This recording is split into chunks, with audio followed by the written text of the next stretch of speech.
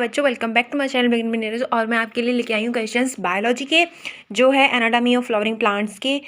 Then let's start our video. And देखो, आपके जो क्वेश्चंस हैं वो 20 क्वेश्चंस होंगे लगभग, और आपके सारे क्वेश्चंस आपके सिलेबस से होंगे रिलेटेड। और सारे जो क्वेश्चंस हैं मैंने कहाँ से पिकअप किए हैं, तो मैं एनसीईआरटी के पेज नंबर आपको बताती जाऊँगी और आप चेक करते जाना कि हाँ है या नहीं है। ठीक है, मैं सारे एनसीईआरटी पेज बताऊँगी कहाँ से फर्स्ट क्वेश्चन है आपका, सेकेंड थर्ड जो भी क्वेश्चन हैं आपके कहाँ कहाँ से मैंने पिकअप किए हैं, यहाँ पर कहाँ कहाँ से हैं एनसीईआरटी में, वो सब बताऊंगी। ठीक है, चलो लेट्स स्टार्ट द वीडियो। तो देखिए, आपका फर्स्ट क्वेश्चन है root develop from the region of. तो रूट कहाँ से डेवलप होती है ये आप निकालेंगे। कौन सा पेज नंबर बताती हूँ मैं अभी। तो आपका जो रूट हेयर है कहाँ से वो डेवलप होते हैं बेटा, तो आप पेज नंबर पे जाओगे। कौन से चैप्टर में? आपका चैप्टर है मॉर्फोलॉजी ऑफ फ्लावरिंग प्लांट, तो उसमें जाएंगे आप 67 पेज नंबर पे। 67 पेज नंबर पे आप जाएंगे। Just a minute. 67 page number पे आप जाएंगे तो ऊपर ही आपको रीजन ऑफ द रूट्स मिल जाएगा, उसी में आपको रूट हेयर्स मिल जाएंगे। ठीक है, रूट हेयर्स आपके रीजन ऑफ मैचुरेशन से निकलते हैं। तो सीटी बज रही है मुझे पता है, लेकिन मैं उसका कुछ नहीं कर सकती, तो सीटी उसे बजने दो। ठीक है, नेक्स्ट क्वेश्चन है आपका। नेक्स्ट क्वेश्चन आपका है सेकंड क्वेश्चन। तो सेकंड क्वेश्चन, सॉरी, इसका, हाँ, इसका आप देखोगे आंसर। तो देखिए, मैं यहाँ पे आपको एक पिक्चर लगा दे रही हूँ, तो उसमें देख लेना आप। तो आपका फर्स्ट ऑप्शन सही हो जाएगा इसमें। ठीक है, नेक्स्ट क्वेश्चन है आपका specialised epidermal cells surrounding the guard cells are called. तो जो स्पेशलाइज्ड सराउंडिंग सेल्स होती हैं गार्ड सेल्स के, तो वो कौन सी सेल्स होती हैं बेटा? वो सेल्स होती हैं आपकी सबसिडरी सेल्स। सो बेटा, ये वाला जो क्वेश्चन आपको कहाँ मिलेगा, वो मिल जाएगा आपको पेज नंबर 89 पे। ओके, 89 पे आप देखेंगे सीधे जाके दो आपकी डायग्राम दे रखी हैं स्टोमेटा के। तो स्टोमेटा के इसमें से आपको सब्सिडी सेल्स मिल जाएंगी आपको देखने के लिए। और कुछ पैराग्राफ में लिखा हुआ है कि जो हेल्प करती है, स्पेशलाइज शेप होता है उनका, तो वो सब्सिडरी सेल्स करती हैं। ठीक है, तो आपका फर्स्ट ऑप्शन सही हो जाएगा। नेक्स्ट क्वेश्चन है आपका थर्ड क्वेश्चन बोल रहा है आपसे कि, तो थर्ड क्वेश्चन है आपका age of tree can be estimated by. तो बेटा देखो, एज ट्री की हम जैसे आपने सुना होगा कि आप कितना पुराना ट्री है ये, अगर जैसे डैमेज हो गया है वो, तो हम पता लगाना चाहते हैं कि कितना पुराना ट्री होगा वो। या फिर आप जैसे अब पीपल का कोई पेड़ है, पीपल का पेड़ तो बहुत लंबा होता है ना, बहुत सालें हो जाती हैं उससे, वो खड़ा ही रहता है, मतलब लगभग 100 ईयर्स। अब तो आपका जो पीपल का पेड़ है वो खड़ा ही रहता है। ठीक है, तो उसकी हमें एज जाननी है कि ये इसका एज कितना हो गया है।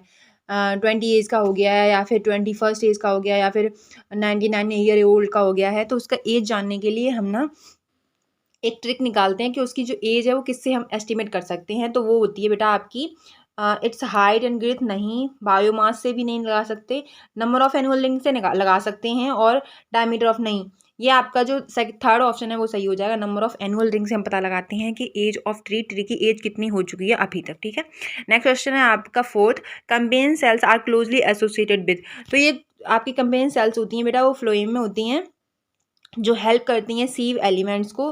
जैसे कि खाना, कंपेन सेल और सीव एलिमेंट दोनों ही एक साथ में खाना बनाने का कोशिश करते हैं, मतलब हेल्प करते हैं। एक तरह से बोल सकते हो कि सीव एलिमेंट हैं वो हेल्प कर रहे हैं कंपेन सेल का, या फिर कंपेन सेल हेल्प मांग रही हैं सीव एलिमेंट से। तो आपका जो क्लोजली एसोसिएटेड होती हैं वो होती हैं सीव एलिमेंट से। आपका फर्स्ट ऑप्शन सही हो जाएगा। नेक्स्ट क्वेश्चन आपका फिफ्थ बोल रहा है water containing cavities in vascular bundle are found in. तो देखो, ये पूछ रहे हैं आपसे कि वाटर कंटेनिंग कैविटीज पाई जाती हैं इन वस्कुलर बंडल्स में। फाउंड इन कौन से प्लांट में पाई जाती हैं? सनफ्लावर में पाई जाती हैं, मेज में पाई जाती हैं, या फिर आपका क्या जो साइकस है उसमें पाई जाती हैं, फिर पाइनस है। तो इसका जो करेक्ट ऑप्शन हो जाएगा बेटा, बताइए आप क्या होगा, सोचिए जरा। आपको पता नहीं चला, मैं बता देती हूँ आपको, मेज इसका सही हो जाएगा ऑप्शन। नेक्स्ट क्वेश्चन आपका क्लोज वस्कुलर बंडल लैक। तो क्लोज जो वस्कुलर बंडल होते हैं वो क्या लैक करते हैं, मतलब क्या कमी होती है उनके पास में? तो उनके पास में ग्राउंड टिश्यू नहीं होते हैं बेटा, तो आपका फर्स्ट ऑप्शन सही हो जाएगा, ग्राउंड टिश्यूज आर लैक। ठीक है, फिर देखिए आप seventh question, the length of different internodes in a come of sugar in a cork. एक मिनट, मुझे यहाँ देखना पड़ेगा कि यहाँ पे क्या लिखा हुआ है एग्जैक्टली। 10 मिनट रुकिए। नहीं बेटा, सही लिखा हुआ है, टाइपिंग में मिस्टेक, मुझे लग रहा था टाइपिंग में मिस्टेक हो गई है, लेकिन नहीं है। काम of sugarcane is variable because of.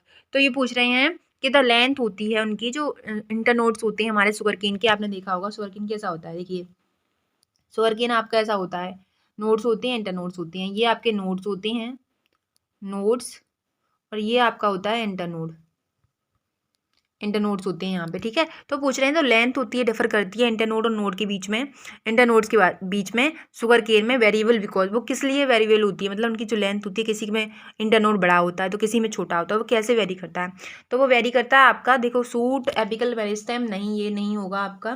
Position of axillary birds, ये भी नहीं होगा आपका। Size of leaf lamina at a node belong willow each internode, ये भी नहीं होगा बेटा।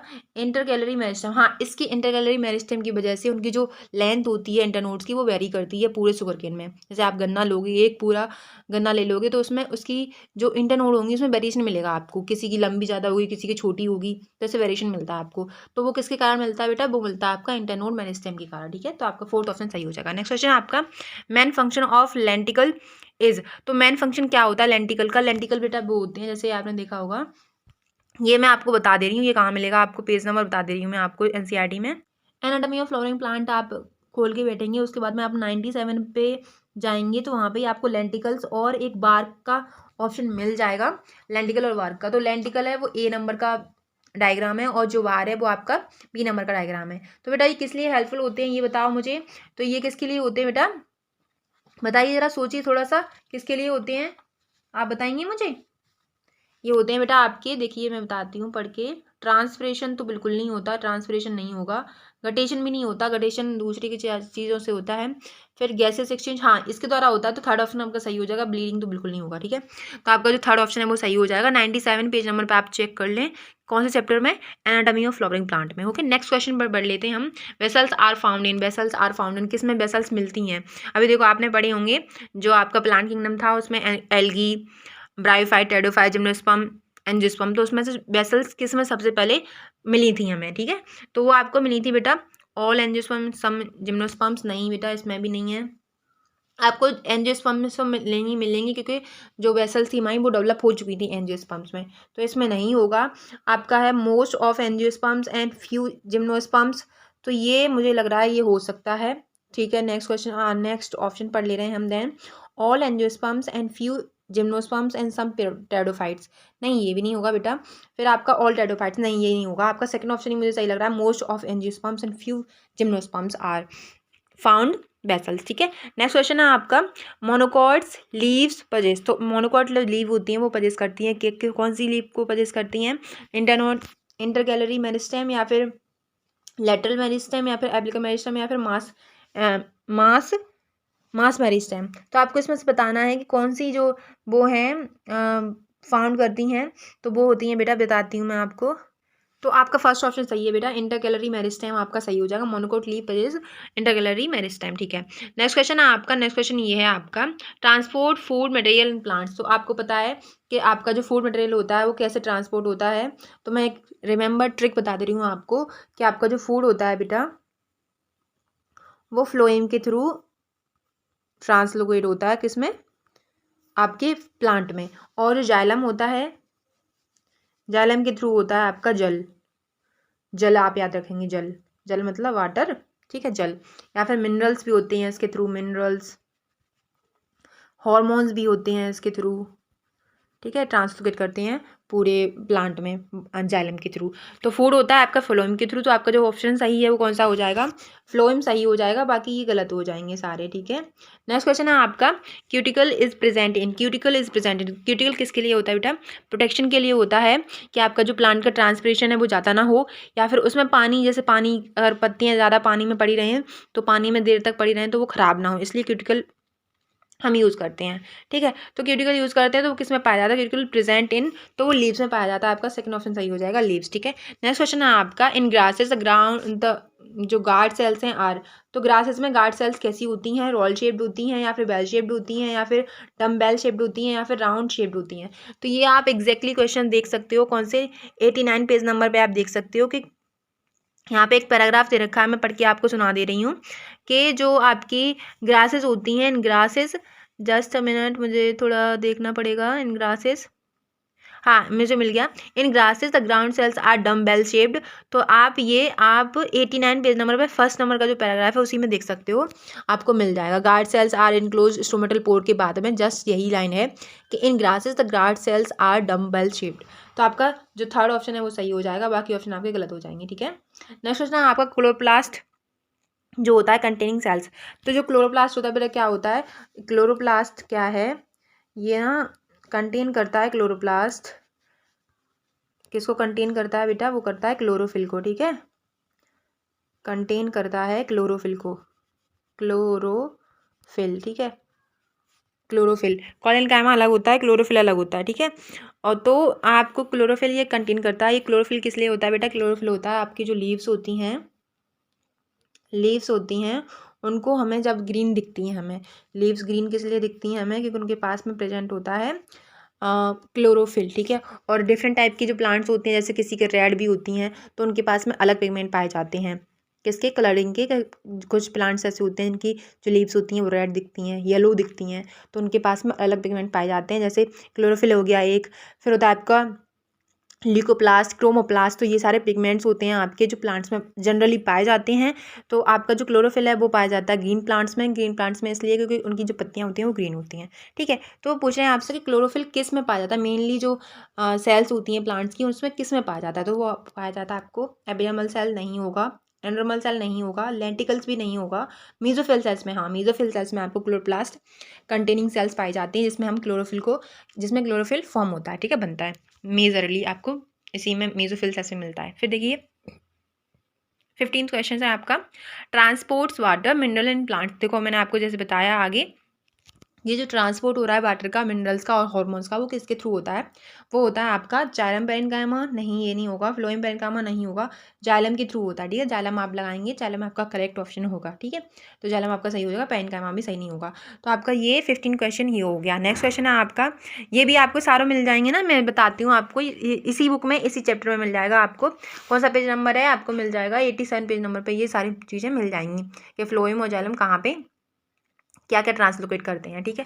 फिर देखिए cuticle is absent in, cuticle किस में एब्सेंट होता है, तो ये भी आपको मिल जाएगा, ये मिल जाएगा आपको 89 पेज नंबर पे, 89 पेज नंबर पे आपको मिल जाएगा, cuticle is absent in roots, तो ये आपको रूट्स में एब्सेंट हो जाएगा, बाकी ऑप्शन आपके गलत हो जाएंगे, leave, shoot, apical meristem and shoot, ये भी गलत हो जाएगा। नेक्स्ट क्वेश्चन है आपका, on the stem the epidermal hairs are called, तो ये भी आपको मिल जाएगा बेटा 89 पेज नंबर पे। जस्ट आप डायग्राम जो आपके इंस्ट्रूमेंटल डायग्राम है उसके नीचे जाएंगे, तो नीचे जाने के बाद में आपको 89 पेज नंबर पे ये भी मिल जाएगा आपको, ठीक है। जाने के बाद में आपको रूट हेयर्स मिलेगा, रूट हेयर्स नहीं होगा, ट्राइकेट्स नहीं होगा, ट्राइकोम्स हो जाएगा, ये सही है आपका ऑप्शन, और ट्रांसफ्यूजन टिश्यू ये भी नहीं होगा आपका। तो जो ऑन द स्टेम पे एपिडर्मल हेयर होते हैं उन्हें हम ट्राइकोम्स बोलते हैं, ठीक है। ये आपका हिंदी का सार हो गया इसका कि हिंदी में क्या बोलेंगे इसे। फिर नेक्स्ट क्वेश्चन है आपका 18th क्वेश्चन, तो बोल रहा है which type of venation is present in monocots, तो ये कहाँ मिलेगा ये मैं आपको बता दे रही हूँ, 94 पेज नंबर पे ये आपको मिल जाएगा, 94 एनसीईआरटी का पेज नंबर है। कौन सा चैप्टर है, एनाटॉमी ऑफ फ्लावरिंग प्लांट। बार बार बोल रही हूँ मैं कि आपको याद हो, तो बोलो कि 94 कहाँ पे है, 94 पेज नंबर पे आपको मिल जाएगा। और इसमें लिखा हुआ है, देखिए पैराग्राफ में लिखा हुआ है, लास्ट में जाएंगे आप, बिल्कुल लास्ट में, मतलब फर्स्ट जो पैराग्राफ है उससे सेकंड पैराग्राफ, जहाँ पे फर्स्ट पैराग्राफ खत्म हो रहा है उसके बाद सेकंड पैराग्राफ है, उसके बाद थर्ड पैराग्राफ है। थर्ड पैराग्राफ में आप जाएंगे सेकेंडरी ग्रोथ से पहले ही, ठीक है। The parallel venation in monocots leaves is reflected in the near similar sizes of vascular bundles except in main veins as seen in vertical sections of the leaves. तो आपको ऐसे पढ़ने को मिल जाएगा, मैंने आपको पढ़ के भी बता दिया है, ठीक है। तो आपका जो क्या है वेनेशन किस में पाया जाता है, मोनोकॉट्स में कौन सा वेनेशन पाया जाता है, पैरेलल वेनेशन आपका सही हो जाएगा। रेटिकुलर वेनेशन पाया जाता है आपका डाइकॉट्स में, ठीक है।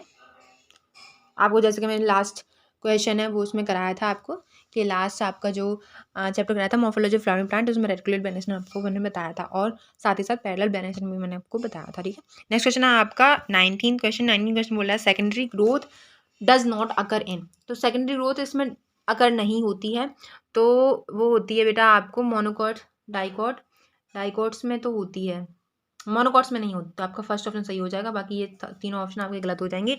जो सेकेंडरी ग्रोथ होती है आपकी वो मोनोकॉट्स में अकर नहीं करती है, ठीक है। सेकेंडरी ग्रोथ का मतलब होता है जैसे कि आप कोई प्लांट है लंबाई में बढ़ गया है, फिर ग्रिथ में बढ़ना, जैसे लंबाई इसकी हो गई है ये, ठीक है, अभी क्या उसे ग्रिथ बढ़ानी है, तो ग्रिथ का मतलब होता है ये कि उसे चौड़ाई बढ़ानी है अपनी, जैसे कि यार अपने लोग हैं, अब जैसे अपनी लोगों की उम्र पूरी हो जाती है बच्चों की, तो क्या फिर वो मोटे होने लगते हैं, तो वैसे प्लांट का होता है, जैसे ही प्लांट पूरा अच्छी लंबाई हो जाती है उसकी, फिर उसकी ग्रोथ बढ़ती है, मतलब उसकी मोटाइयाँ फिर बढ़ने लगती हैं, ठीक है, मोटा होने लगता है प्लांट, तो उसे बोलते हैं हम सेकेंडरी ग्रोथ। तो सेकेंडरी ग्रोथ आपकी मोनोकॉट्स में नहीं होती है। जैसे कि आप देखेंगे मोनोकॉट्स का एग्जांपल देख लो आप, कहाँ सेकेंडरी ग्रोथ होती है। जैसे देखिए वीट है आपका मोनोकॉट का एग्जाम्पल, वीट, मेज़ आपने देखा होगा। तो आपने देखा होगा वीट के जो प्लांट्स होते हैं उनकी लंबाई बढ़ जाती है, उसके बाद में वो कभी मोटे हुए हुए देखे हैं आपने? नहीं देखे हैं ना, तो इसलिए मोनोकॉट्स में सेकेंडरी ग्रोथ नहीं पाई जाती है। फिर नेक्स्ट क्वेश्चन है last but not the least, which plant has bulliform cells. तो कौन से प्लांट्स होते हैं जिनमें बुलीफॉर्म सेल्स पाई जाती हैं? तो वो प्लांट होते हैं बच्चा आपके मोनोकॉट्स ही होते हैं। मोनोकॉट्स में ही आपकी जो बुलीफॉर्म सेल्स होती हैं वो पाई जाती हैं। तो बुलीफॉर्म सेल्स में जो मोनोकॉट्स हैं उनमें कौन से प्लांट्स आते हैं? वीट, मेज, मैंने जैसे कि आपको एग्जांपल बताया अभी, तो आपका वीट ऑप्शन सही हो जाएगा।